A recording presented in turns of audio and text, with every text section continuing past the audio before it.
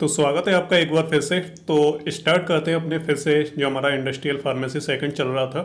तो हमने उसे काफ़ी पीछे छोड़ दिया था, हमने शुरुआत में उसे कवर किया था। तो एक यूनिट उसमें कंप्लीट हो चुकी थी, दूसरी यूनिट भी उसमें कंप्लीट हो गई थी, और जो तीसरी यूनिट है वो हमारी शुरू हो गई थी। और उसमें हमने जो पहला चैप्टर है रेगुलेटरी अफेयर्स वो हमने कंप्लीट कर लिया था। और आज हम देखने वाले हैं इसी यूनिट का चैप्टर नंबर 2, जिसका नाम है regulatory requirements for drug approval. तो इसके बारे में हम समझेंगे। तो इसका पहले मैं आपको थोड़ा सिलेबस दिखा देता हूँ। इस यूनिट में हमारे टोटल 2 चैप्टर्स हैं। तो दोनों चैप्टर्स में से एक हम कर चुके हैं पहले, जैसे आप यूनिट 3 यहाँ पे देख रहे हैं। तो जो रेगुलेटरी अफेयर है ये हमारा पूरा हो चुका है, और ये ज़्यादा बड़ा चैप्टर नहीं था, तो इसे हमने जल्दी कवर कर लिया था। और आज हम देखने वाले हैं यूनिट नंबर 3 का चैप्टर नंबर 2, जो है हमारा regulatory requirement for drug approval.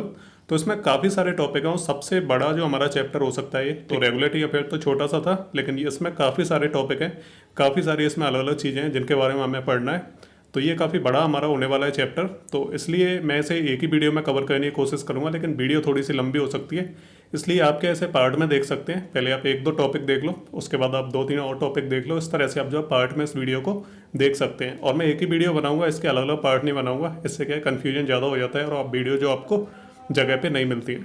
तो चलिए स्टार्ट करते हैं। सिलेबस आपने देख लिया। तो इस चैप्टर का पहले मैं आपको थोड़ा सा इंट्रोडक्शन दे देता हूँ, बेसिक इंट्रोडक्शन के। इसमें एक्चुअली हम पढ़ने क्या वाले हैं। तो बेसिकली जब भी कोई हम नया ड्रग बनाते हैं, हम क्या जब भी साइंटिस्ट कोई नया ड्रग बनाते हैं, या फिर क्या कोई नई वैक्सीन बनाते हैं, या कोई भी नई चीज़ बनाने की कोशिश करते हैं, तो इसमें काफ़ी सारे उन्हें रूल्स और रेगुलेशंस को फॉलो करना रहता है। काफ़ी ज़्यादा जो टर्म्स और कंडीशंस होते हैं जिनको फॉलो करके, और वो क्या है एक नए ड्रग को बनाते हैं। तो नए ड्रग को बनाना इतना आसान नहीं है, उसमें काफ़ी लंबा समय लगता है, काफ़ी सारे उसमें खर्चे होते हैं, एक्सपेंसेज होते हैं, काफ़ी ज़्यादा उसमें पेशेंस रखना पड़ता है, और फेलियर भी होते हैं, सक्सेस भी होते हैं। तो कोई भी जब नया ड्रग डेवलपमेंट किया जाता है, नई वैक्सीन बनाई जाती है, तो उसमें काफ़ी लंबा समय लगता है, और साइंटिस्ट जो है कड़ी मेहनत करते हैं, तब जाके हमारा एक नया ड्रग जो है मार्केट में आ पाता है। तो इसमें काफ़ी लंबा टाइम लगता है, 10 साल लग सकते हैं, 15 साल, 20 साल भी लग सकते हैं किसी नए ड्रग को बनने में।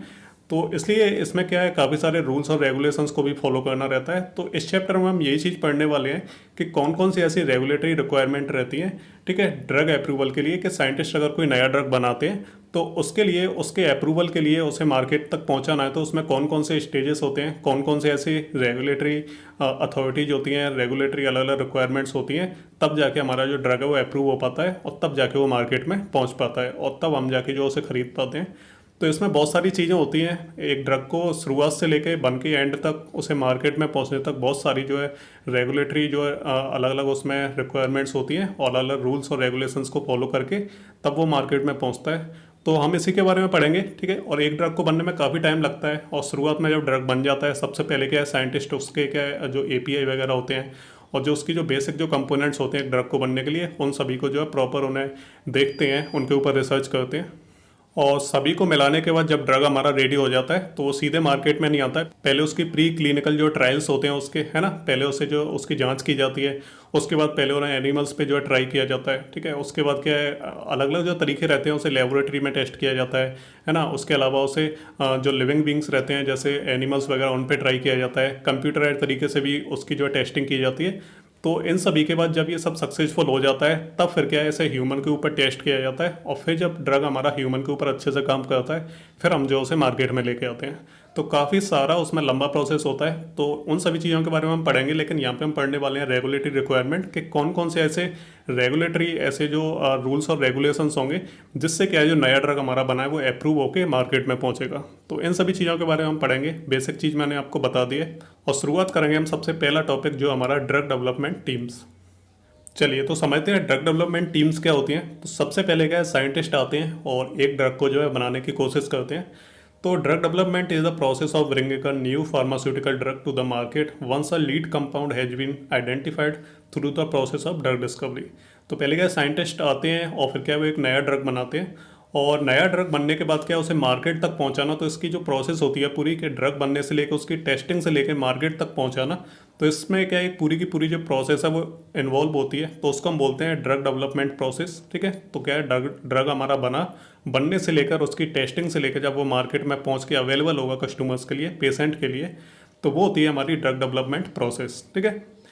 और नेक्स्ट हम बात करते हैं the process of drug discovery and development is very long and need 10 to 12 years which include the close interaction of large number of scientific disciplines.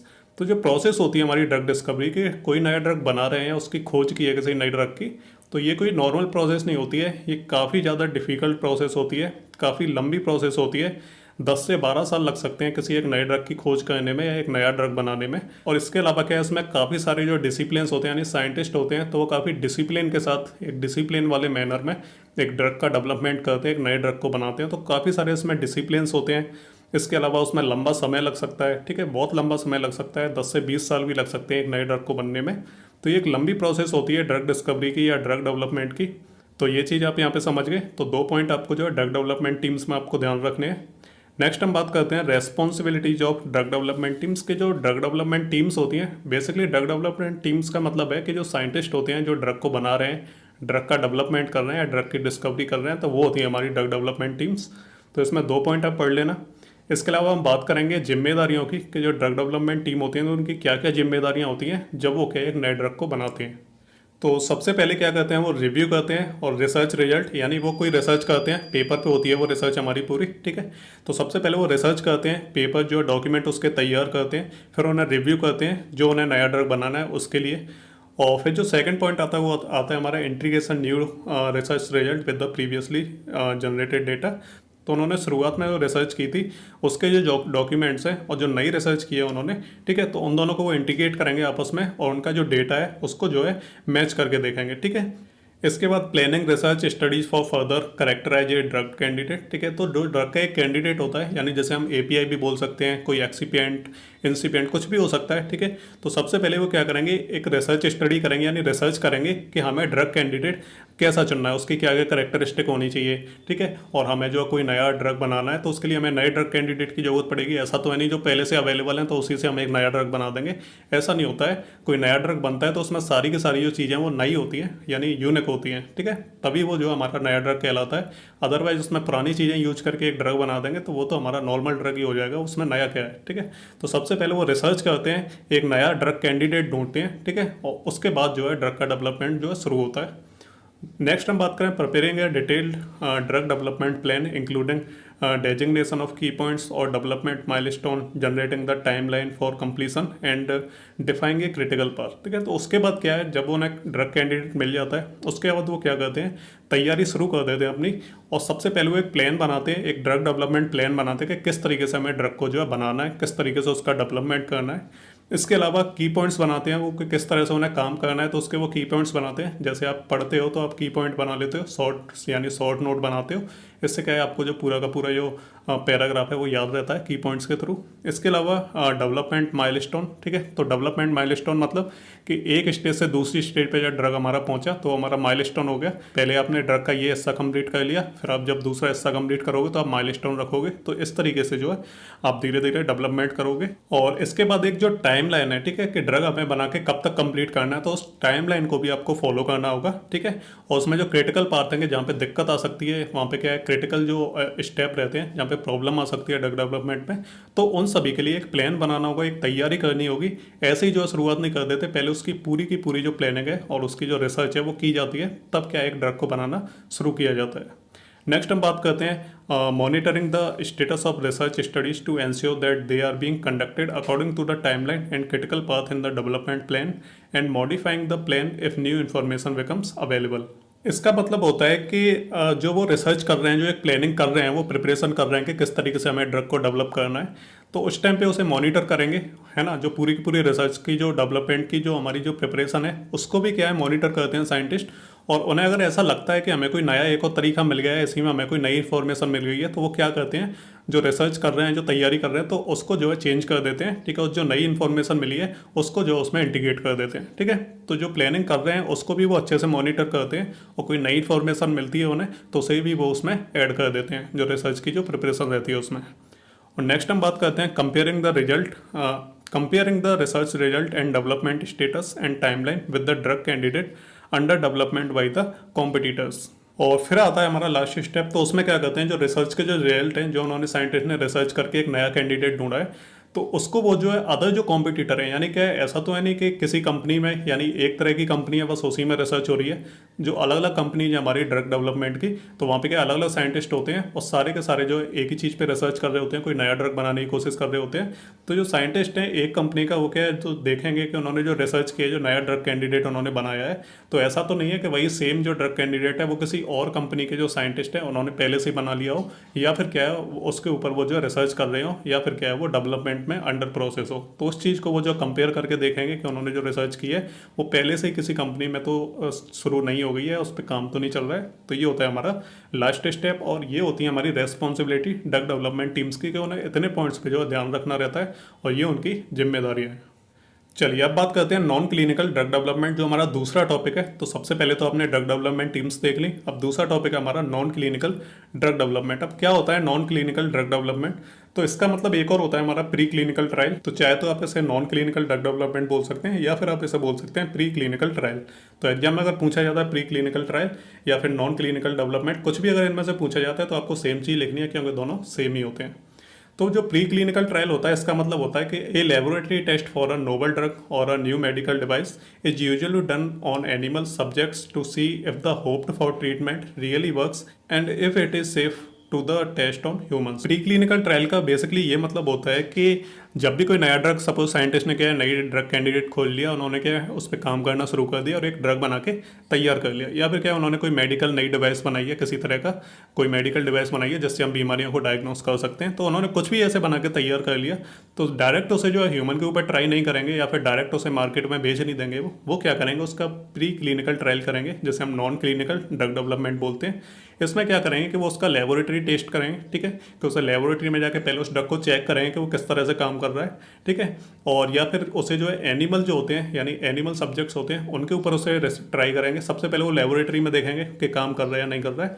इसके अलावा अगर वहाँ सक्सेस होता है तो फिर उसके बाद वो जो एनिमल्स के ऊपर, जैसे चूहा होते हैं, ठीक है, मेढक होते हैं, उनके ऊपर उसे टेस्ट करते हैं कि उनके ऊपर कैसा काम कर रहा है। अगर वहाँ पे भी वो सक्सेस हो जाता है तभी उसे जो है ह्यूमंस के ऊपर टेस्ट किया जाता है, ठीक है, और ह्यूमंस पे टेस्ट करने पर अगर वो सक्सेसफुल हो जाता है तब उसे जो मार्केट में लॉन्च किया जाता है। तो ये होता है हमारा प्री क्लिनिकल ट्रायल, कि ड्रग कोई तैयार हो गया तो पहले उसकी टेस्टिंग की जाएगी अलग अलग, यानी अलग अलग लेबोरेटरी में या फिर क्या एनिमल्स के ऊपर, फिर बाद में ह्यूमंस के ऊपर की जाएगी, तब उसे मार्केट में दिया जाएगा। तो ये होता है हमारा प्री क्लिनिकल ट्रायल।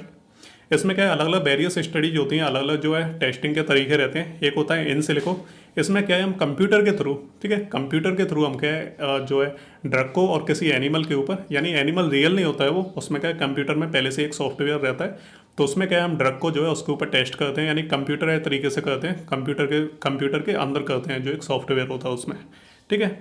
और नेक्स्ट हम बात करते हैं इन वीवो। तो इसमें क्या है विद इन द लिविंग, यानी कोई लिविंग जो ऑर्गेनिज्म है, जैसे हमारे चूहे हो गए, ठीक है, मेढक हो गए, खरगोश हो गए, इनके ऊपर जो उनकी टेस्टिंग की जाती है, एनिमल्स के ऊपर की जाती है।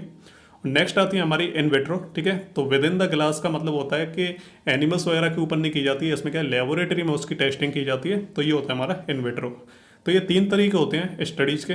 तो जो प्राइमरी जो एम रहता है नॉन क्लिनिकल या फिर प्री क्लिनिकल डेवलपमेंट का, तो उसका मेन एम, हमारा जो ऑब्जेक्ट है वो ये रहता है हमारा, कि हमने जो नया ड्रग बनाया है या नया ड्रग कैंडिडेट बनाया है, तो उसे हम जो एनालाइज करके देखेंगे, उसे डिटरमाइन करके देखेंगे कि वो जो कैंडिडेट है वो क्या है, ज़्यादा से ज़्यादा जो सक्सेस रेट है, ठीक है, ज़्यादा से ज़्यादा वो अपना इफेक्ट अच्छे से दिखा पा रहा है या नहीं दिखा पा रहा है, और सक्सेस रेट क्या है, जो नया उन्होंने ड्रग कैंडिडेट बनाया है तो वो सक्सेस है या नहीं है, ठीक है। इसके अलावा अगर वो सक्सेस नहीं है तो और भी ड्रग कैंडिडेट बनाए होंगे, तो उनको भी टेस्ट करके देखेंगे, उन्हें भी एनालाइज करेंगे, और फिर जो है जितने भी कैंडिडेट हैं उन सभी को जो है टेस्ट करने के बाद, और फिर जो है वो देखेंगे कि सक्सेस रेट कितना है, वो सक्सेस है या नहीं है। और जब वो सक्सेस हो जाते हैं, और उसके बाद क्या है वो जो क्लिनिकल डेवलपमेंट फेज में आ जाता है, ठीक है, कि पहले क्या उसके ट्रायल किए जाते हैं, उसकी टेस्टिंग की जाती है, और टेस्टिंग जब सक्सेस हो जाती है उसके बाद क्या उसके क्लिनिकल डेवलपमेंट किए जाते हैं, ठीक है, यानी क्या उसे जो है मार्केट में लॉन्च किया जाता है, ठीक है, और क्या मार्केट के लिए उसका जो प्रोडक्शन है वो शुरू हो जाता है।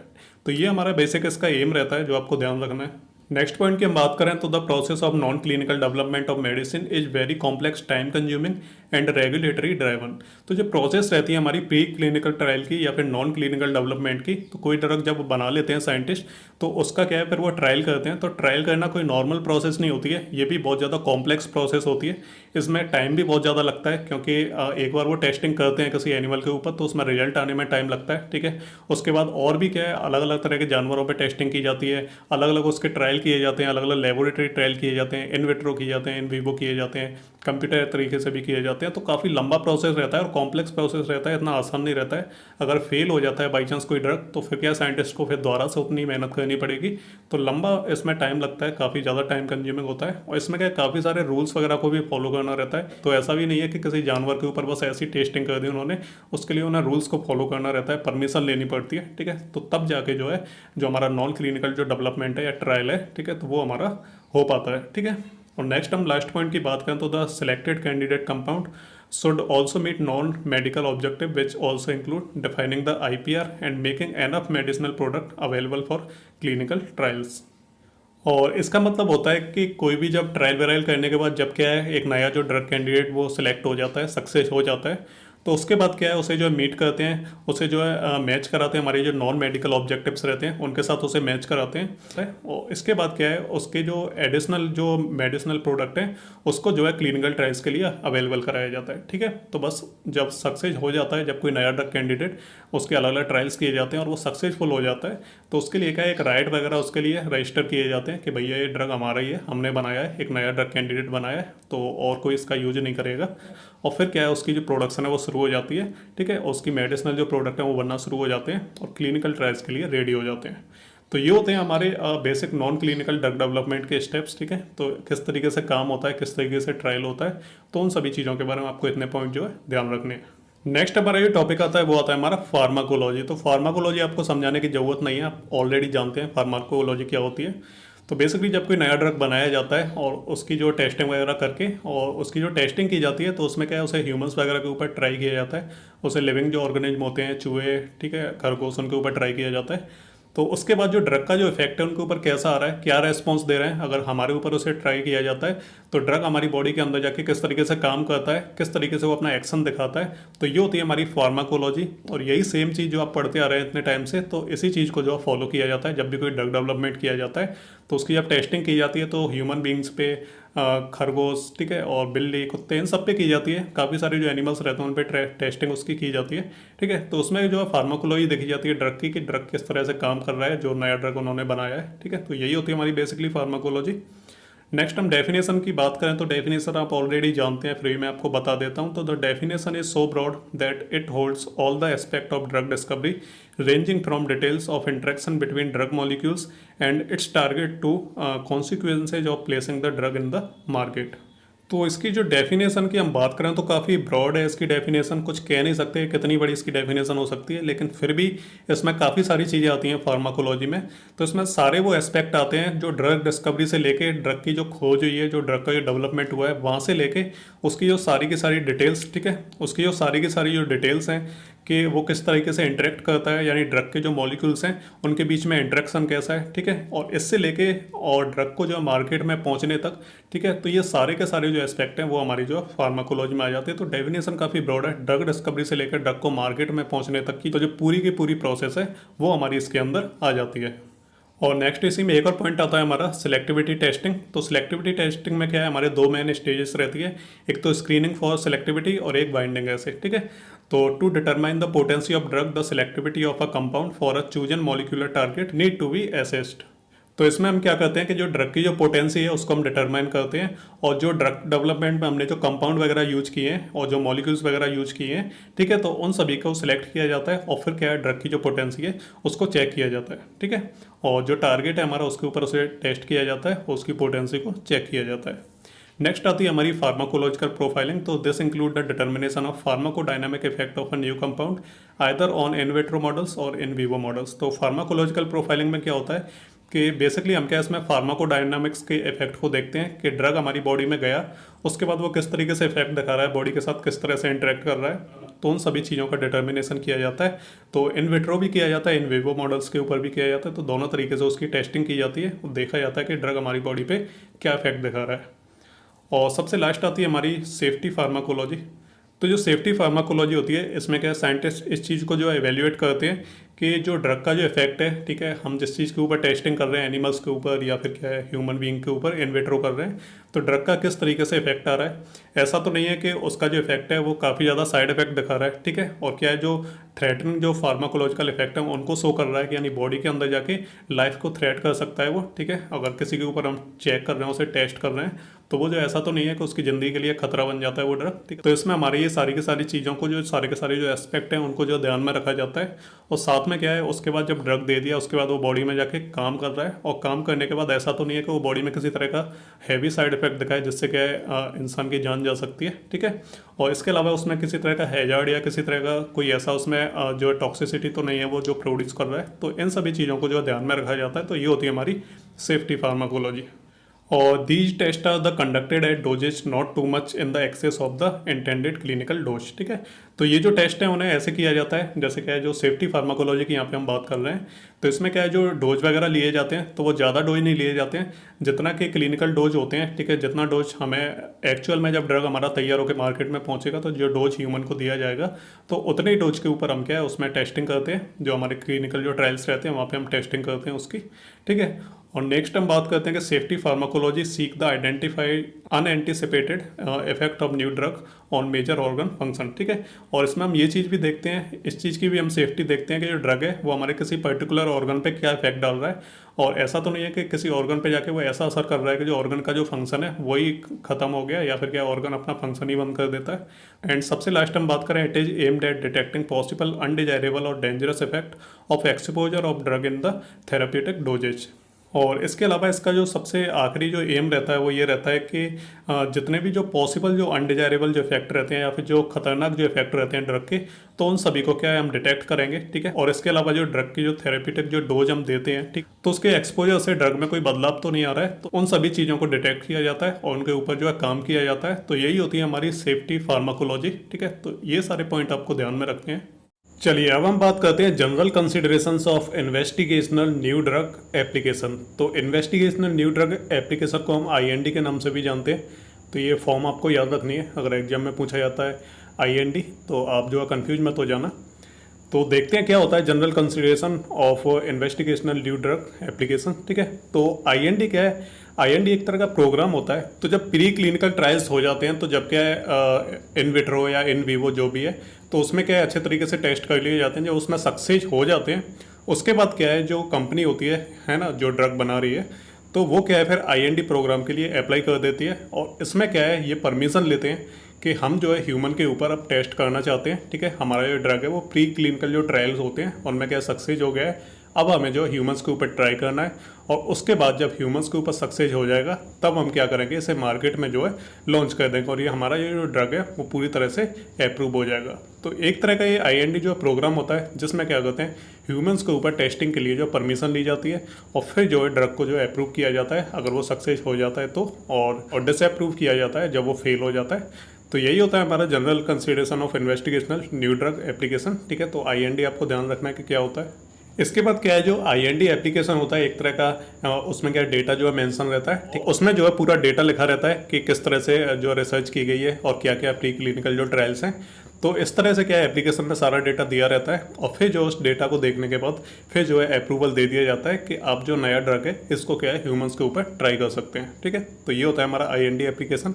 और जो आईएनडी एप्लीकेशन रहता है वो क्या है एक तरह का व्हीकल का काम करता है, यानी आईएनडी एप्लीकेशन का मतलब होता है, तो आईएनडी एप्लीकेशन में क्या है ड्रग जो अप्रूव हो जाता है, ठीक है, और जो ह्यूमन के ऊपर जो क्लिनिकल जो ट्रायल्स रहते हैं, ठीक है, उसकी हमें जो परमिशन मिल जाती है। तो इसका मतलब होता है कि जो ड्रग है वो नेक्स्ट स्टेज पे जाने के लिए तैयार है, यानी क्लिनिकल ट्रायल्स के लिए वो रेडी है हमारा। तो ये चीज़ भी आपको ध्यान रखनी है। और नेक्स्ट हम बात करते हैं कि during a new drug early pre clinical development, तो जो कंपनी रहती है वो क्या करती है सबसे पहले प्री क्लिनिकल ट्रायल्स करती है। जैसा कि मैंने आपको बताया कि पहले क्या है इन वीवो इन विट्रो अलग अलग जो है ट्रायल्स किए जाते हैं।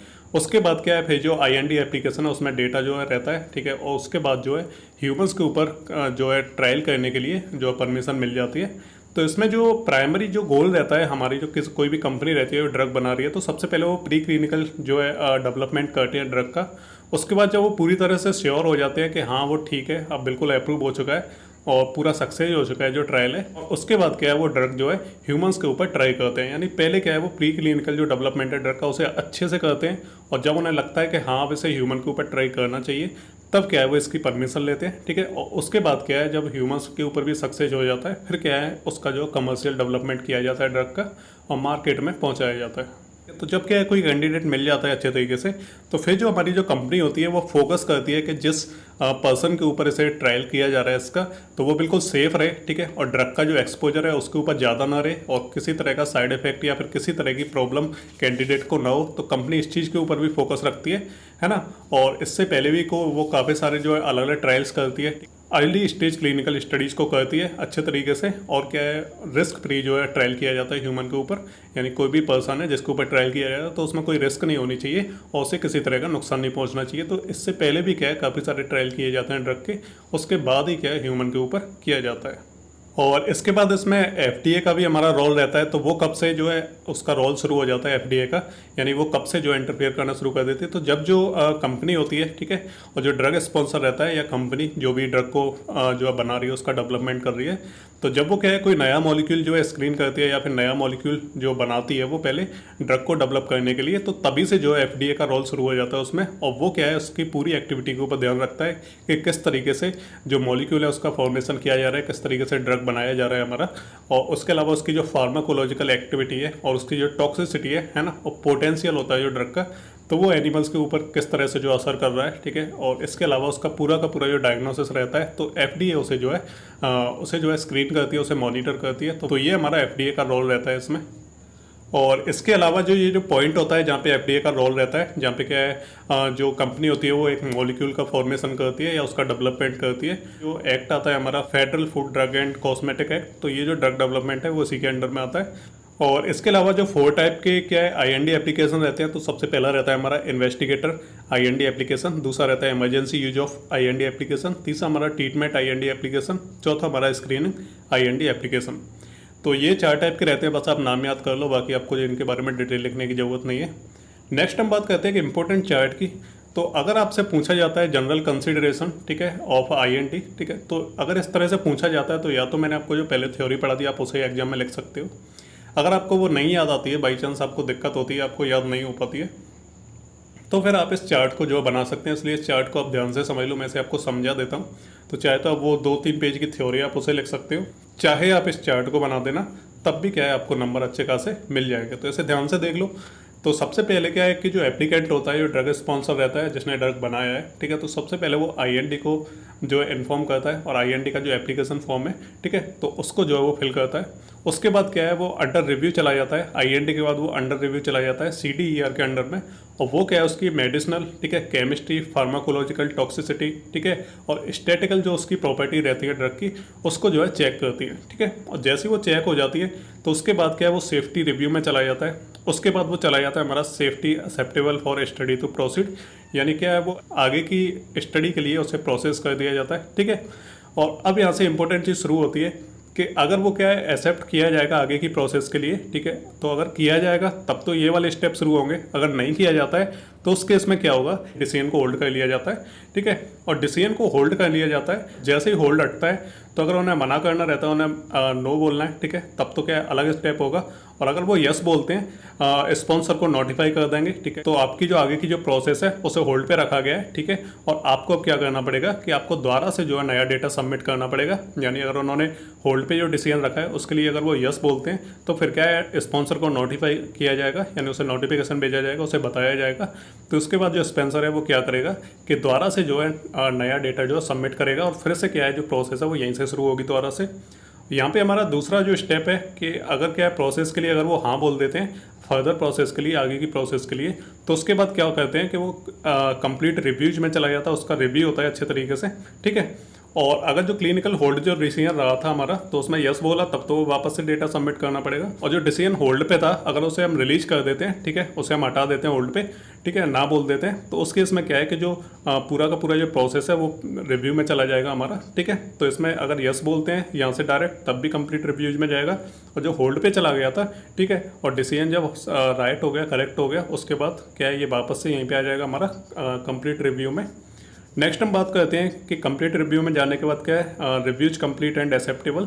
तो जो रिव्यू किया गया है, ठीक है, प्रोडक्ट को अच्छे तरीके से, उसके बाद क्या उसे एक्सेप्ट किया जाता है। उसे एक्सेप्ट करना है या नहीं करना है, तो अगर करना है तो इसमें किसी तरह की डेफिशिएंसी नहीं होगी तो यस एक्सेप्ट हो जाएगा वो। और उसके बाद क्या है, जो स्टडी है वो शुरू हो जाएगी। अगर क्या है जो एक्सेप्ट उसे नहीं करते हैं प्रोडक्ट को, तो उसमें नो बोला जाता है। और इसमें क्या रहता है कि जो स्पॉन्सर है हमारा, वो उसमें थोड़े बहुत मॉडिफिकेशन करता है, उसमें थोड़े बहुत चेंजेस करता है, ठीक है। जो डेफिशिएंसीज है प्रोडक्ट में, उसको वो है हटा देता है वहाँ से। उसके बाद क्या है, जो हमारा प्रोडक्ट है वो स्टडी की ऑनगोइंग में चला जाता है, ठीक है। तो आप इस चार्ट को जो है याद कर सकते हैं, और इसके बाद जो आप इसे सेम टू सेम जो है बना सकते हैं, ठीक है। तो ये आपको ध्यान रखना है। नेक्स्ट आता है हमारा इन्वेस्टिगेटर्स ब्रोंचर, ठीक है। तो आईबी आपको इसे याद रखना है। इन्वेस्टिगेटर ब्रोंचर क्या होता है हमारा, कि इसमें जो भी हमारी जो क्लिनिकल नॉन क्लिनिकल जो डेटा रहता है, पूरा का पूरा जो प्रोडक्ट हमारा बना है शुरू से लेके, और जब उसका ट्रायल हो गया, ह्यूमंस के ऊपर हो गया, तो इसमें पूरा का पूरा उनका जो कच्चा चिट्ठा है वो इसमें होता है हमारा, ठीक है। कि आपने क्या यूज किया था, उसमें किस तरीके से काम किया था। तो वो सारा का सारा जो कच्चा चिट्ठा है, जो नया ड्रग जो बनाया गया है यानी डेवलप किया गया, तो सारी की सारी जो इन्फॉर्मेशन है इन्वेस्टिगेटर ब्रोंचर में होती है, ठीक है। तो ये चीज़ आपको ध्यान रखनी है। इसके हम कंटेंट की बात करेंगे, इसमें होता क्या क्या है। तो सबसे पहला आता है हमारा टेबल ऑफ कंटेंट्स, ठीक है। तो कौन कौन से कंटेंट होंगे इसमें, जैसे हमारी बुक में बहुत सारे चैप्टर होते हैं, तो शुरू में कंटेंट दिया रहता है कि क्या क्या चैप्टर्स हैं, क्या उनके अंदर पढ़ाएंगे हम, ठीक है। इसी तरह से इसमें टेबल ऑफ कंटेंट्स होता है कि क्या क्या होगा आईबी के अंदर। दूसरे पे आता है summary not exceeding 2 pages highlight. इसके बाद इसमें जो ड्रग डेवलपमेंट की पूरी समरी होगी, तो 2 पेज से ज़्यादा बड़ी नहीं होगी, उसमें केवल हाईलाइट ही हाईलाइट होंगे, ठीक है। नेक्स्ट बात करते हैं इंट्रोडक्शन होगा उसमें, जो केमिकल्स यूज किए हैं, तो केमिकल के name, API, pharmacological class, anticipated therapeutic diagnostic indications, तो ये सारी की सारी जो इंट्रोडक्शन है वो इसमें होगी। नेक्स्ट हम बात करते हैं general approach to followed by evaluating the IP. तो इंडियन फार्माकोपिया में जो जनरल जो अप्रोच रहती है उनको फॉलो करते हुए, उन्हें एवेल्युएट करते हुए, जो उसमें पूरा का पूरा जो है मेंशन किया होगा इंट्रोडक्शन, और सारे के सारे जो केमिकल्स नेम वगैरह सब कुछ उसमें मेंशन किया गया होगा। नेक्स्ट हम बात करते हैं डिस्क्रिप्शन ऑफ आईपी, ठीक है। तो physical, chemical and pharmaceutical properties of IP storage and handling of IP, तो उसके बारे में डिस्क्रिप्शन लिखा होगा पूरा का पूरा। नेक्स्ट आता है हमारा नॉन क्लिनिकल स्टडीज़, तो जिसमें result of all relevant non clinical pharmacology, toxicology, pharmacokinetic and investigational product metabolism study should be provided in summary form, ठीक है। तो नॉन क्लिनिकल स्टडीज में आपको पहले ही बता चुका हूँ कि जो प्री क्लिनिकल स्टडीज होती है, ठीक है, तो जो उसे क्या है जानवरों के ऊपर उसकी टेस्टिंग की जाती है, लेबोरेटरी में की जाती है, कंप्यूटर के ऊपर की जाती है उनकी टेस्टिंग ड्रग्स की, तो वो होता है हमारा नॉन क्लिनिकल स्टडीज़। तो उसके बारे में पूरी की पूरी इन्फॉर्मेशन, ठीक है, कि फार्माकोलॉजी क्या है, क्लिनिकल जो फार्माकोलॉजी है वो क्या थी ड्रग की, इसके अलावा उसने कोई टॉक्सिसिटी तो नहीं दिखाई, तो टॉक्सिकोलॉजी, फार्माकोकाइनेटिक, ये सारी की सारी जो समरी की फॉर्म में क्या है उसमें दिया रहता है, ठीक है। तो ये हमारी नेक्स्ट चीज़ होगी। इसके अलावा द इन्फॉर्मेशन प्रोवाइडेड में include species tested, number of sex in each group, unit dosages, dose interval, route of administration and duration of dosing. तो जो हमने प्री क्लिनिकल जो ट्रायल किया था, तो हमने किस तरह की स्पीसीज यूज की थी, उसमें हमने कौन से जानवर पे किया था, चूहे पे किया था, खरगोश पे किया था, ठीक है। और number of sex in each group, ठीक है, तो उसमें कितने फीमेल थे, कितने मेल थे। उसके अलावा उसमें यूनिट डोज जो है कितना लिया गया था, डोज का इंटरवल किया था, यानी कितने कितने देर बाद डोज दिया था। उसके अलावा रूट ऑफ एडमिनिस्ट्रेशन क्या था, ठीक है, और डोजिंग फ्रीक्वेंसी क्या थी। तो वो सारी की सारी चीज़ें जो है उसमें मेंशन की जाती हैं। नेक्स्ट आती है इफेक्ट इन ह्यूमंस, ठीक है। तो उसके बाद जो प्री क्लिनिकल ट्रायल जब हो जाता है जानवरों के ऊपर लेबोरेटरी में, उसके बाद क्या है ह्यूमंस के ऊपर उसका ट्रायल किया जाता है। तो इफेक्ट जो रहता है ड्रग का वो ह्यूमंस के ऊपर कैसा था, तो उस चीज़ को मेंशन किया जाता है, ठीक है। तो उसमें हम देखते हैं कि ड्रग की फार्माकोकाइनेटिक, उस ड्रग का जो मेटाबॉलिज्म, फार्माकोडायनामिक्स, ठीक है। इसके अलावा डोज रेस्पॉन्स क्या था, सेफ्टी क्या थी, एफिकेंसी क्या थी, ठीक है। और अदर जो फार्माकोलॉजिकल जो एक्टिविटी रहती है वो सारी की सारी इसमें मेंशन की जाती हैं। सबसे लास्ट आता है हमारा summary of data and guidance for the investigator. तो this section should contain non clinical and clinical data of IP, ठीक है। तो आईपी का जो क्लिनिकल और जो प्री क्लिनिकल जो ट्रायल रहते हैं और क्लिनिकल जो डेटा रहता है, तो वो सारा का सारा इसमें दिया रहता है। तो ये हमें जनरल से चीज़ याद रखनी है जो हमारे आईबी के अंदर होती है, यानी इन्वेस्टिगेटर ब्रोंचर के अंदर होती हैं। तो ये सारी जो डिटेल्स हैं वो इसके अंदर डाली जाती हैं और एक तरह का पूरा डॉक्यूमेंट होता है। तो ये आपको पढ़ लेना है, अच्छे तरीके से समझ लेना है, उसके बाद एग्जाम में पूछा जाता है तो आप इसके बारे में लिख सकते हो। चलिए अब हम बात करते हैं न्यू ड्रग एप्लीकेशन की। तो फाइनली जो प्रोडक्ट है वो हमारा ऑलमोस्ट तैयार हो चुका है। तो यहाँ पे जो ड्रग स्पॉन्सर है, जो कंपनी है जिसने ड्रग बनाया है, तो उसने तमाम जो अलग अलग ट्रायल्स किए, ह्यूमंस के ऊपर किए, एनिमल्स के ऊपर किए, ठीक है। उसके बाद क्या है, जो डेटा जो पूरा इकट्ठा हुआ, ठीक है, और जो पूरा जो रिजल्ट निकल के आया नए ड्रग का, तो उसको क्या है जो रेगुलेटरी बॉडीज है वो उसे अप्रूव करेंगी, ठीक है। और अप्रूव करने के बाद वो जो ड्रग है हमारा वो क्या है सेल और मार्केटिंग के लिए रेडी हो चुका है, ठीक है।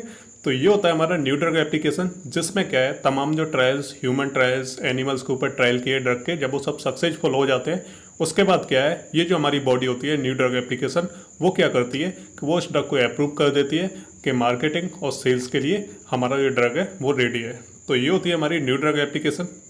एम की हम बात करें कि न्यू ड्रग एप्लीकेशन के एम क्या होते हैं, ठीक है, तो सेफ्टी और इफेक्टिवनेस ऑफ ड्रग, ठीक है, तो सेफ होना चाहिए हमारा जो ड्रग है और वो इफेक्टिव होना चाहिए, किसी को दें तो वो क्या है बीमारी को ठीक कर दे। सेकंड है हमारा बेनिफिट्स ओवरवे रिस्क, ठीक है, तो बेनिफिट हमारे ज़्यादा होने चाहिए, ठीक है, तो जितने ड्रग को खाने के बाद जितने नुकसान हो सकते हैं उससे ज़्यादा फायदे होने चाहिए, ठीक है, तो ये चीज़ भी हमें देखनी है। साथ में क्या है, it is the drug propose labelling appropriate and what should it contain.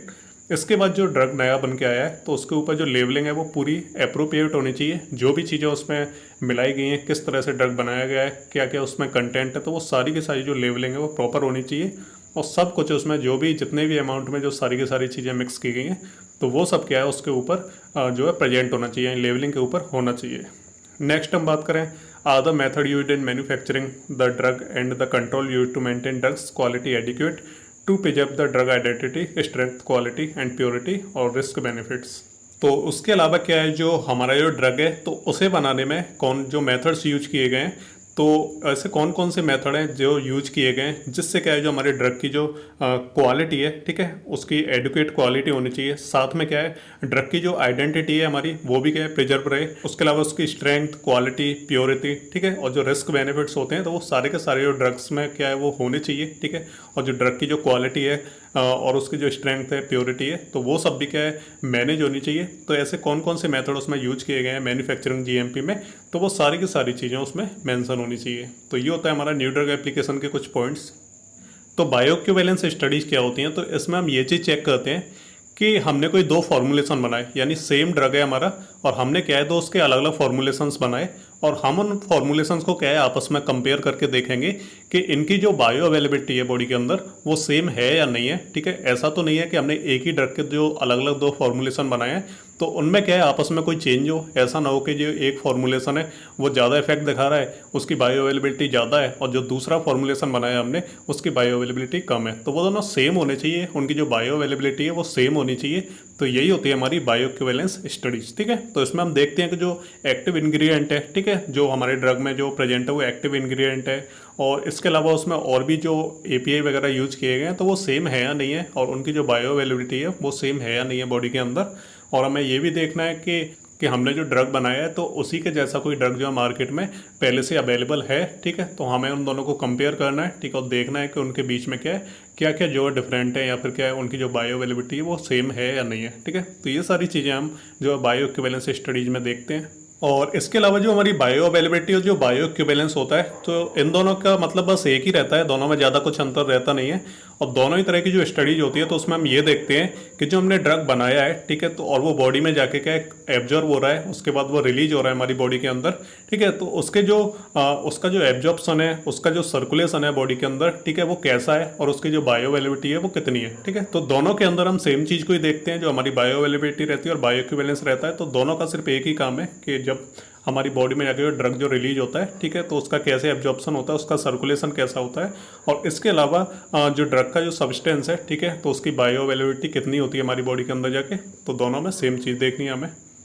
Next हम बात करते हैं similar approaches to measure bioavailability should be followed in demonstrating bioequivalence. तो जो हमारा बायो इक्विवेलेंस रहता है तो अगर हम उसे डेमोन्स्ट्रेट करते हैं, उसे हम चेक करते हैं, ठीक है, किसी भी ड्रग का, ठीक है, तो उसमें हम क्या उसकी बायो अवेलेबिलिटी को ही चेक करते हैं। तो दोनों का मतलब ऑलमोस्ट सेम रहता है। तो आपको जो सेम ही जो है दोनों के लिए एक ही चीज़ याद रखनी है कि बस बॉडी के अंदर जाकर उसकी बायो अवेलेबिलिटी कितनी होती है ड्रग की, ठीक है, और जो एक्टिव इंग्रेडिएंट है तो उसकी बायो अवेलेबिलिटी कितनी होती है। तो दोनों में जो सेम चीज़ पढ़नी है आपको। नेक्स्ट हम बात करते हैं बायो अवेलेबिलिटी, आप जानती हैं, ठीक है, तो जो हमारे ड्रग की जो रेट ऑफ एब्जॉर्प्शन है, ठीक है, और रेट ऑफ उसका सर्कुलेशन है। इसके अलावा हम बात करें उसका जो एक्टिव इंग्रेडिएंट है, जो हमारा ड्रग का मेन हमारा एपीआई है, ठीक है, तो वो जो हमारा एब्जॉर्ब हो जाता है उसके बाद हमारी बॉडी के अंदर जाता है, यानी साइट ऑफ एक्शन पे वो पहुंचता है, ठीक है, तो उसकी बायो अवेलेबिलिटी कितनी होती है। यानी हम 10 mg का अगर हम कोई ड्रग देते हैं बॉडी में तो वो हमारी जो जहाँ पे जाकर उसे काम करना है उसका साइट ऑफ एक्शन है तो वहाँ पे कितना % तक पहुँच पाता है, ठीक है। तो ऐसा तो है नहीं कि 10 mg दिया तो 10 mg का 10 mg पहुँच जाएगा। तो वो क्या है, उसमें से जो कुछ पार्ट है उसका वो वेस्ट हो जाएगा और कुछ ही अमाउंट उसका जो साइट ऑफ एक्शन है वहाँ पे पहुँच पाएगा, असर दिखा पाएगा। तो जो हमारा जो परसेंट पहुँच रहा है साइट ऑफ एक्शन पे, तो हम उसे मेजर करेंगे और वही होती है हमारी बायो अवेलेबिलिटी ड्रग की। यानी हमने जितना दिया है उसमें से कितना जो परसेंटेज है ड्रग का, वो क्या है हमारी साइट ऑफ एक्शन पे पहुँच के असर दिखा रहा है, तो वो होती है हमारी बायो अवेलेबिलिटी। और इसी तरह से हमारा बायो इक्विवेलेंस होता है। तो इसमें थोड़ा सा बस जरा सा फर्क रहता है, ज़्यादा नहीं रहता है। बायो इक्विवेलेंस में हम क्या करते हैं कि जो हमारे ड्रग प्रोडक्ट होते हैं तो उनको हम आपस में कंपेयर करते हैं और हम देखते हैं कि उनकी जो स्पेसिफिक जो करेक्टरिस्टिक है, ठीक है, उनका जो फंक्शन है वो किस तरीके से जो है अलग है या सेम है, ठीक है। और इसके अलावा वो क्या एक सेट ऑफ स्टैंडर्ड को डिफाइन करने चाहिए, ठीक है। तो दोनों के बीच में हम कंपेरिजन देखते हैं, यानी सेम ड्रग के अगर हम दो फॉर्मुलेशंस को कंपेयर करें तो उसमें हम देखेंगे कि उसकी बायो अवेलेबिलिटी जो दोनों जो हमारे जो फॉर्मुलेशन है तो उनकी सेम है या नहीं है, ठीक है। तो उन चीज़ों को हम कंपेयर करते हैं तो सेम हमारी जो बायो इक्विवेलेंस और बायो इक्विवेलेबिलिटी है तो वो क्या लगभग सेम रहती है। यानी अगर हम बायो इक्विवेलेंस को हम डिफाइन करें तो उसके अंदर हमारी बायो अवेलेबिलिटी आ जाती है, ठीक है। तो ये चीज़ आपको ध्यान रखनी है। चलिए अब हम बात करते हैं एक नए टॉपिक की जिसका नाम है क्लिनिकल रिसर्च प्रोटोकॉल्स। तो जो क्लिनिकल रिसर्च की जाती है, जैसे क्या है नॉन क्लिनिकल तो हमारे ट्रायल्स रहते हैं, ठीक है। तो उनमें तो हम क्या करते हैं कि हमारे क्या है, हम क्या है लेबोरेटरी में, ठीक है, और उसके अलावा हम जो स्पीसीज रहती हैं यानी हमारे चूहे हुए, खरगोश हुए, मेंढक हुए, इनके ऊपर हम ट्रायल्स लेते हैं और जब वो सक्सेस हो जाते हैं तो उसके बाद हम क्या है ह्यूमंस के ऊपर जो है ट्रायल करते हैं, तो उसे हम बोलते हैं क्लिनिकल रिसर्च, ठीक है। तो उसमें क्या रहता है, उसके कुछ प्रोटोकॉल्स रहते हैं, ठीक है। तो हम उन प्रोटोकॉल्स के बारे में देखेंगे कि जब क्या क्लिनिकल रिसर्च की जाती है तो कौन कौन से प्रोटोकॉल्स को जो फॉलो किया जाता है। तो जो हमारे जो क्लिनिकल इन्वेस्टिगेशंस रहती हैं तो इसमें जब क्या है किसी नए ड्रग को बनाया जा रहा होता है तो ये एक तरह का डॉक्यूमेंट रहता है जो क्लिनिकल रिसर्च प्रोटोकॉल रहता है। तो उसमें काफ़ी सारे जो प्रोटोकॉल्स लिखे होते हैं, तो ये एक तरह का डॉक्यूमेंट होता है एक तो, ठीक है। और इसमें हम क्या है वो सारी चीज़ें मेंशन करते हैं इस डॉक्यूमेंट में कि कौन कौन से जो प्रोटोकॉल्स को आपको फॉलो करना है, यानी जब आप क्लिनिकल रिसर्च कर रहे हैं तो कौन कौन से आपको जो है नियम कायदों को जो है ध्यान में रखना है। तो इसमें क्या ऑब्जेक्टिव होते हैं एक तो, ठीक है, कि जो ड्रग डेवलपमेंट हो रहा है उसके ऑब्जेक्टिव क्या है। इसके अलावा डिजाइन का मेथड क्या है, यानी किस तरीके से उसे डिजाइन किया जा रहा है। इसके अलावा स्टैटिकल कंसिडरेशंस भी रहते हैं और इसके अलावा जो ऑर्गेनाइजेशन है जो क्लिनिकल ट्रायल कर रही है, ठीक है, तो उसको एंश्योर करना होगा, इस चीज़ को उन्हें जो है एंश्योर करना होगा कि जिसके ऊपर हम ट्रायल कर रहे हैं, यानी जिस ह्यूमन बॉडी के ऊपर हम ट्रायल कर रहे हैं, ठीक है, तो वो क्या सेफ रहनी चाहिए, यानी उसे कोई नुकसान नहीं होना चाहिए, ठीक है। तो इस चीज़ को ज़्यादा से ज़्यादा एंश्योर करना होगा उन्हें। और इसके अलावा जो हमें डेटा प्राप्त हुआ है, यानी ट्रायल करने के बाद ह्यूमन के ऊपर जो हमें डेटा मिलता है तो वो क्या है हमारा रिलायबल होना चाहिए, ठीक है। तो ये चीज़ें हमें ध्यान रखनी है प्रोटोकॉल्स में। नेक्स्ट हम बात करते हैं कि a research protocol describes according to the ICH guidelines. तो हमारी जो ICH गाइडलाइंस रहती हैं तो उसके हिसाब से क्या है हमारे जो प्रोटोकॉल्स होते हैं उनको फॉलो किया जाता है। तो हम एक एक करके जो है प्रोटोकॉल्स को देखेंगे कौन कौन से प्रोटोकॉल्स होते हैं। तो सबसे पहला जो प्रोटोकॉल आता है वो आता है हमारा जनरल इन्फॉर्मेशन, ठीक है। तो इसमें क्या करते हैं, जो प्रोटोकॉल का टाइटल है उसे देखा जाएगा। इसके अलावा क्या है आइडेंटिफाई नंबर एंड डेट, ठीक है, उसका नंबर और उसकी डेट जो है मेंशन की जाएगी। नेक्स्ट हम बात करते हैं name and address of the sponsor, ठीक है। तो जो हमारा ड्रग जो बना रहा है, ठीक है, जो कंपनी ड्रग बना रही है तो उसका नेम और एड्रेस होना चाहिए। इसके अलावा name and title of the person authorize to sign the protocol. इसके अलावा हमें उस पर्सन के जो है साइन लेने हैं जो क्या है जो प्रोटोकॉल के लिए ऑथोराइज किया गया है कंपनी के द्वारा, ठीक है। तो हमें उसके सिग्नेचर चाहिए, उसका नेम चाहिए, उसके टाइटल चाहिए। और नेक्स्ट हम बात करेंगे name and title of the investigators conducting the study, ठीक है। तो जो हमारा इन्वेस्टिगेटर होगा जो इस स्टडी को जो कंडक्ट कर रहा होगा तो हमें उसका नेम और टाइटल भी क्या है जनरल इन्फॉर्मेशन में मेंशन करना होगा।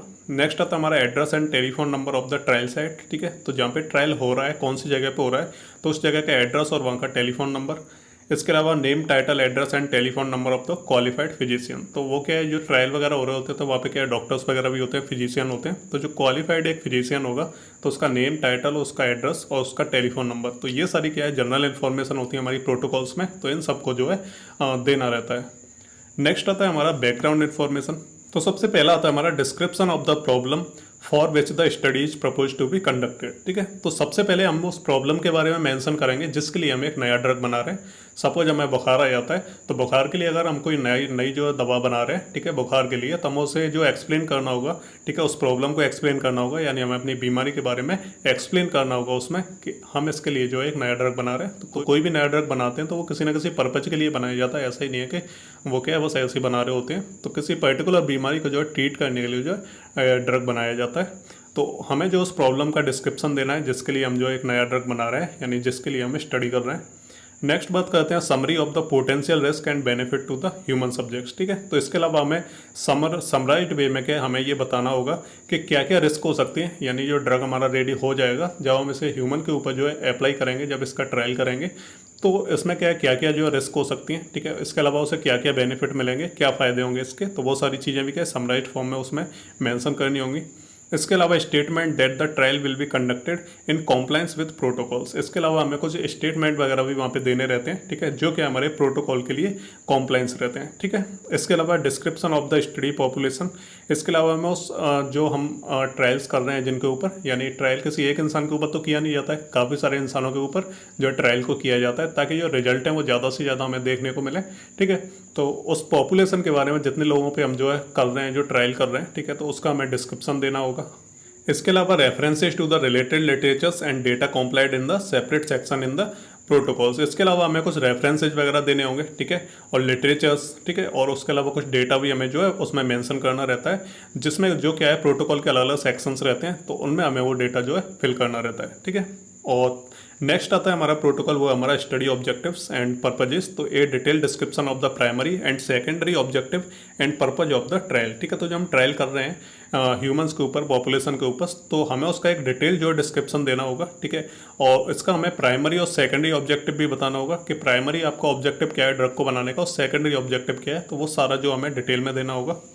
नेक्स्ट आता है हमारा स्टडी डिजाइन। ठीक, तो it influences the scientific reliability of the study and integrity of the data attend this section of the protocol describes. ठीक है, तो इसमें हम जो है बेसिकली ड्रग डिजाइन के बारे में देखेंगे, उसकी जो ड्रग की जो डिजाइन है उसके बारे में जो प्रॉपर हमें डिस्क्रिप्शन देना होगा। तो सबसे पहला हमारा primary and secondary end points to be measured. तो प्राइमरी और जो सेकेंडरी जो एंड पॉइंट रहते हैं, यानी शुरुआत से लेके जो एंड पॉइंट्स रहते हैं, ठीक है, तो उनका हमें जो है पूरा का पूरा मेजरमेंट जो ड्रग का है वो हमें देना होगा यहाँ पे।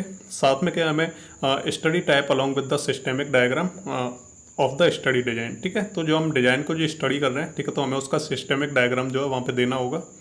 नेक्स्ट बात करें हम डोजेज फॉर्म रेजिमन और packaging and labelling of investigational product. ठीक है, तो जिस प्रोडक्ट को हम इन्वेस्टिगेट कर रहे हैं तो उसका हमें उसका डोजेज फॉर्म रेजिमन, इसके अलावा उसकी पैकेजिंग और लेबलिंग कैसी होगी, तो उन सभी चीज़ों के बारे में एक डिस्क्रिप्शन देना होगा।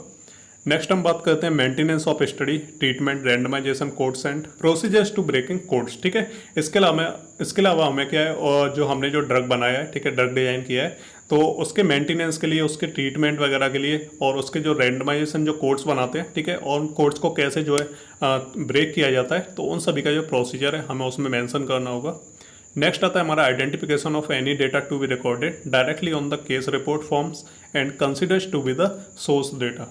और इसके अलावा हमें उसका जो सोर्स डेटा होता है, ठीक है, वो भी हमें जो है प्रोवाइड कराना रहता है। नेक्स्ट आता है हमारा असेसमेंट ऑफ एफिकेंसी। ठीक है, तो हमें जो डिस्क्रिप्शन देना होगा कि description of the methods to be used for determining the treatment effectiveness. ठीक है, तो हमें जो है पूरा का पूरा डिस्क्रिप्शन देना होगा कि हम जो ड्रग बना रहे हैं, ठीक है, तो उसका जो अब हम ट्रीटमेंट करेंगे, ठीक है, तो हमें जो ट्रीटमेंट किस तरीके से करना है, उसकी जो इफेक्टिवनेस होगी वो कितनी होगी, तो ये सारी की सारी चीज़ें जो उसके सारे के सारे मेथड जो है वहाँ पे हमें डिस्क्रिप्शन में देने होंगे।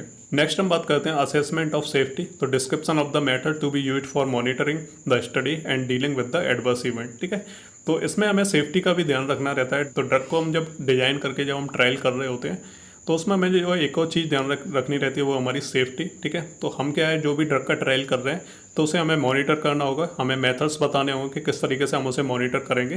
ठीक है, और जो ड्रग के जो एडवर्स जो इफेक्ट होंगे, ठीक है, साइड इफेक्ट दिखा रहा है, तो हमें किस तरह से जो उससे डील करना है, तो उन सभी का जो एक डिस्क्रिप्शन देना होगा, वहाँ पे मेथड्स वगैरह हमें बताने होंगे।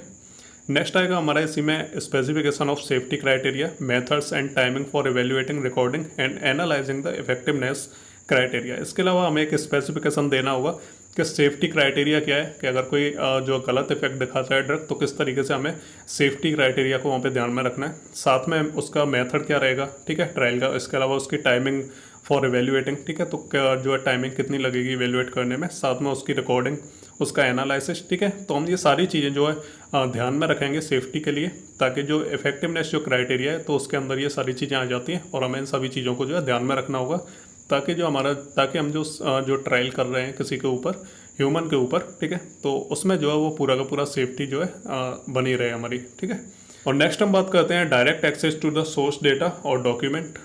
तो जो ड्रग कंपनी बना रही है, ठीक है, तो उसके हैंड रिटन एग्रीमेंट्स वगैरह, उसका जो सोर्स डेटा है, ठीक है, तो उसका जो है डायरेक्ट एक्सेस भी होना चाहिए कि जो उसे इन्वेस्टिगेट कर रहा है इस पूरे प्रोसेस को, तो वो जो उसके डॉक्यूमेंट्स वगैरह को जो है आसानी से देख पाए, और डायरेक्ट उसका एक्सेस होना चाहिए कि वो जाके सोर्स डेटा को जो है एक्सेस कर पाए।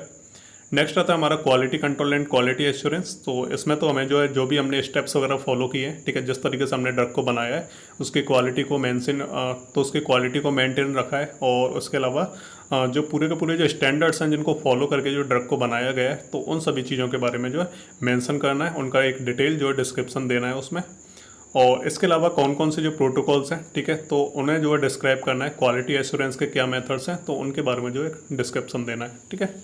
नेक्स्ट आता है हमारा डेटा मैनेजमेंट।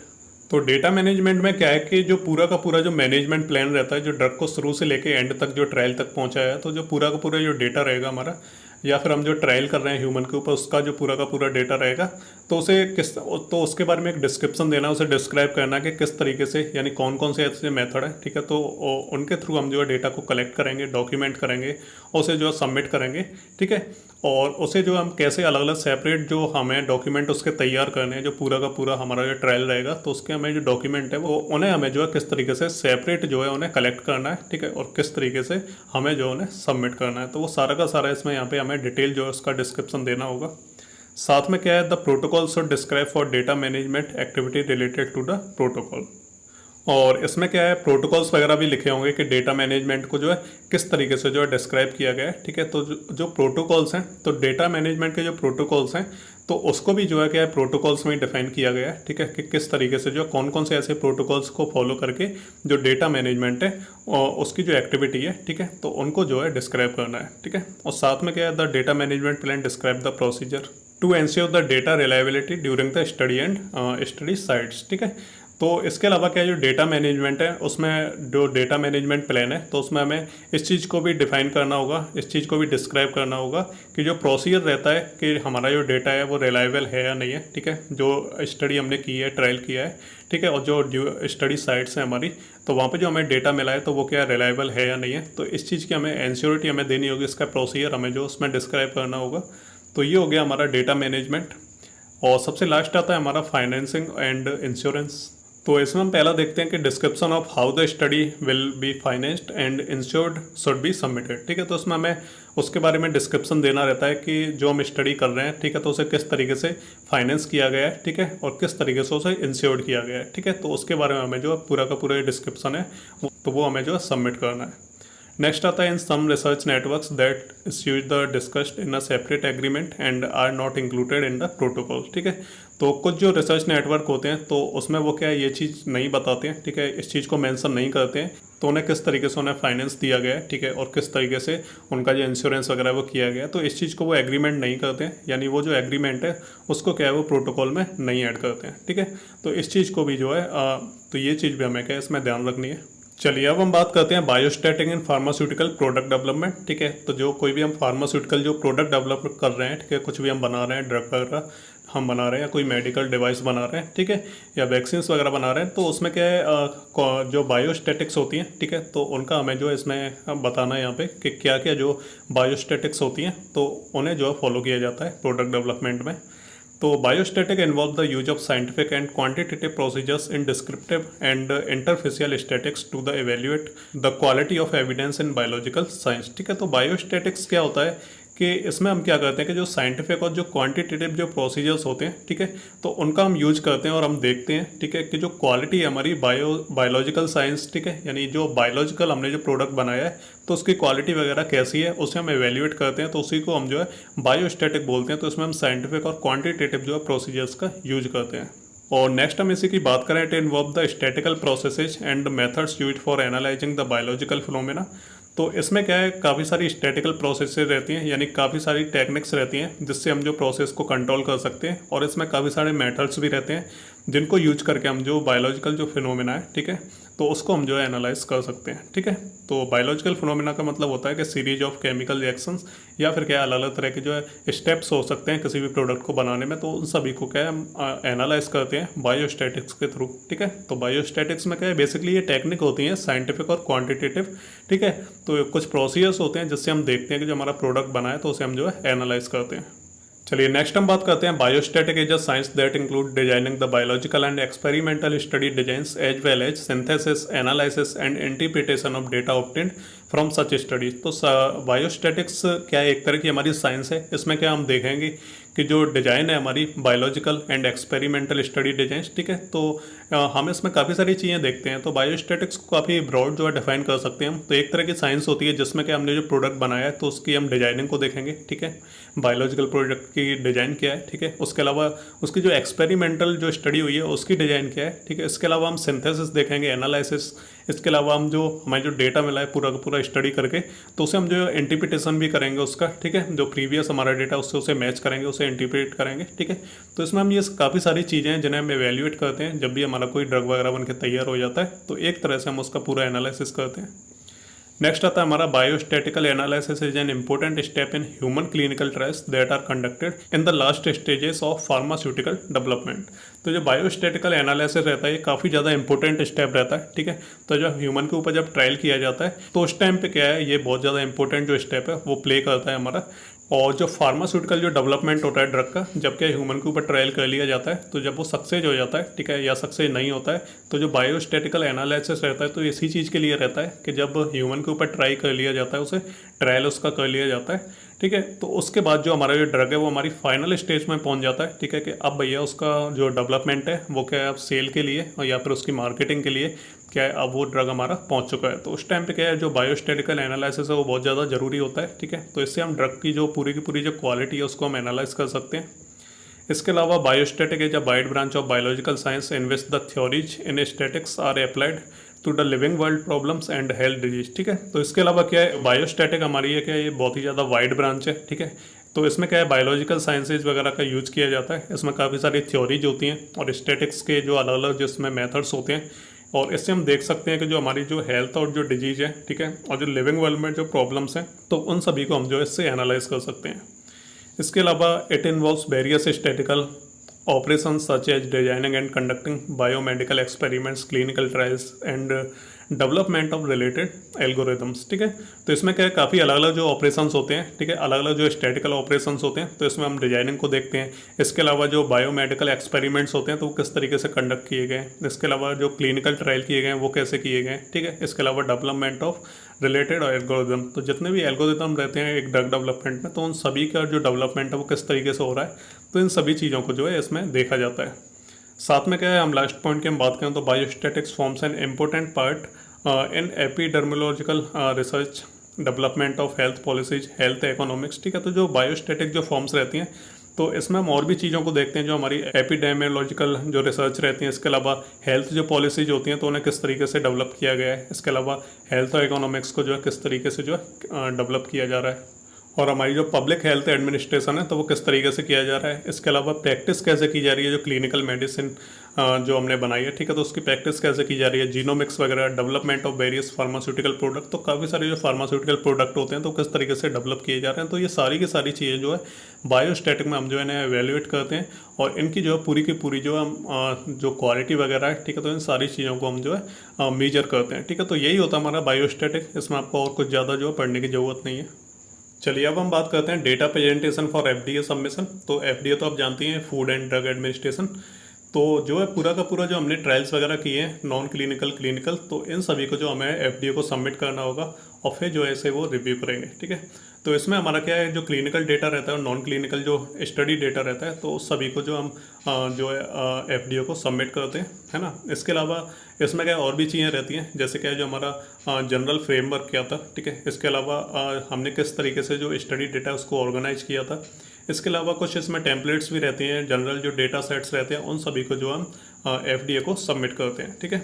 डेटा स्टैंडर्ड्स की हम बात करें तो data standards are also help FDA receives processes reviews and achieve submission more efficiently and effectively, ठीक है। तो जो हमारा डेटा स्टैंडर्ड्स रहते हैं, ठीक है, जो डेटा सेट्स रहते हैं हमारे, तो इससे जो है FDA को काफ़ी हेल्प मिल जाती है। तो इससे वो आसान तरीके से जो देख सकते हैं कि जो प्रोसेस है ड्रग डेवलपमेंट की, ठीक है, तो उसे वो देख सकते हैं। इसके अलावा उसे रिव्यू कर सकते हैं और इसके हिसाब से वो जो देख सकते हैं कि वो कितना एफिशिएंट है और जो कितना ज़्यादा इफेक्टिव है, ठीक है। और नेक्स्ट हम बात करते हैं FDA has been working towards a standardized approach to capture, receive and analysis study data, ठीक है। और इन सभी चीज़ों के बाद क्या है, जो डेटा उसे मिला है एफडीए को, तो वो क्या है, उसे जो एनालाइज करती है, ठीक है, उसे जो कैप्चर करती है, इसके अलावा उसे रिसीव करके उसे एनालाइज करती है पूरे के पूरे स्टडी डेटा को।